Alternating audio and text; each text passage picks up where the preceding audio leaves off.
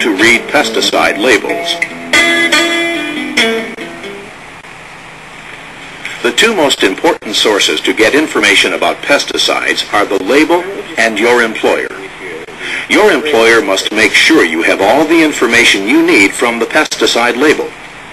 Even so, it's a good idea to study the label yourself.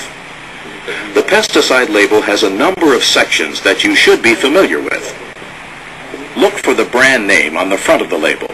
The name is usually in large, bold print. Directly below the brand name is the list of chemicals or active ingredients, the percentage of each active ingredient, and the inert ingredients. Active ingredients are the ones that kill or control the pest. Pesticides with very similar brand names may contain different active ingredients or different percentages of active ingredients.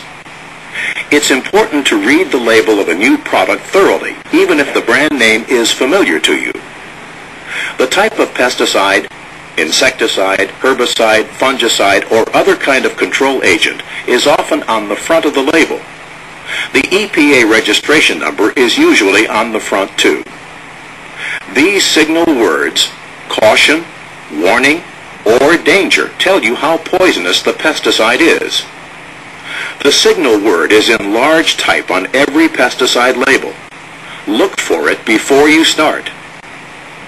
Caution is used for pesticides that are the least poisonous, but these kinds of pesticides can still harm you if you're not careful.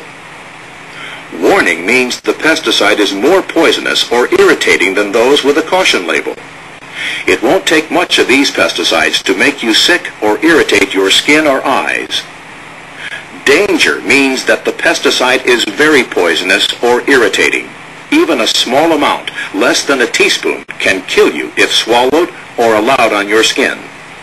The products with danger on the label may severely burn your skin and eyes.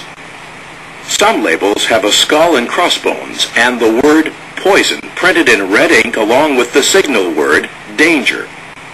These pesticides are highly poisonous.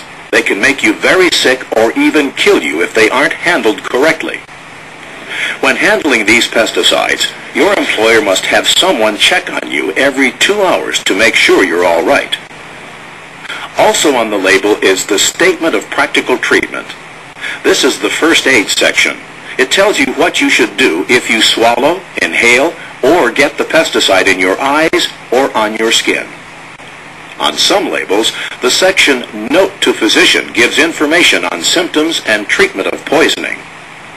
If you or someone you know needs medical treatment, it's important to bring a clean copy of the pesticide label with you so the doctor can treat you properly. The section on the label called Precautionary Statements will tell you which parts of your body need special protection. Some labels will tell you that the pesticide will burn your eyes or skin if it gets on them. Other labels will tell you not to breathe the pesticide. Also in this section, it tells you what kind of personal protective equipment to wear when you handle the pesticide. In the environmental hazards section of the label, you can find out whether you must take extra care to protect bees and wildlife or to keep the pesticide out of groundwater and surface water, such as streams and lakes. The Directions for Use section lists information on mixing, loading, and application. Storage and disposal information is often in its own section. The agricultural use requirements listed in this section state that this pesticide must be used only in accordance with its labeling and with the Worker Protection Standard. All agricultural pesticides have a restricted entry interval, or an REI. The REI is the time immediately after a pesticide application when entry into the treated area is limited. This interval can be from 12 hours to several days. The REI is listed on the pesticide label under agricultural use or next to the crop or application method. Although there are few exceptions, early entry workers and pesticide handlers are usually the only people who, properly trained and wearing the appropriate PPE, are allowed to enter the treated area during an REI. If you need to get more information about the pesticide, the label includes the manufacturer's name, address, and emergency number to call in case of spills and exposure accidents.